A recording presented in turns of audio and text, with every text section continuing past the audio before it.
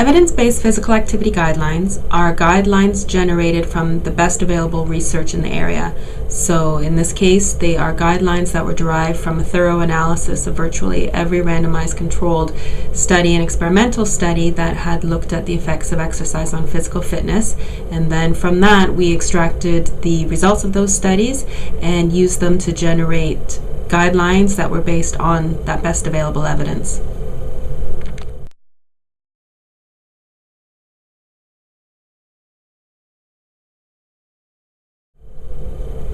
So our process for developing the guidelines had several steps. First of all, we conducted a systematic review of all studies ever published on the effects of exercise on physical fitness among people with spinal cord injury. From that review, we compiled the evidence. We then had an expert panel with representatives from across Canada in the areas of exercise physiology and spinal cord injury, exercise behavior change and spinal cord injury. We had consumers, we had clinicians who sat on that panel, evaluated the evidence, and then from that evidence designed the guidelines.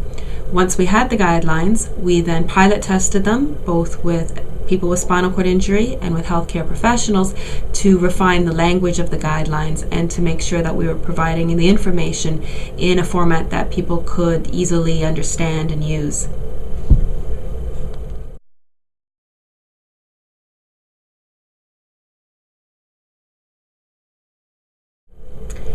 The development of the guidelines was very much a team effort.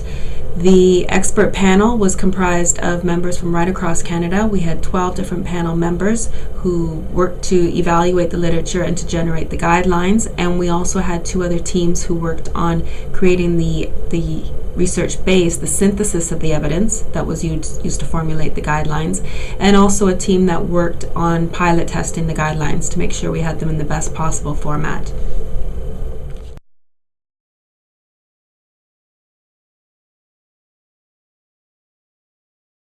Now that the guidelines are out, our next step is to begin developing physical activity guides for people with spinal cord injury. We know that the guidelines are just a first step.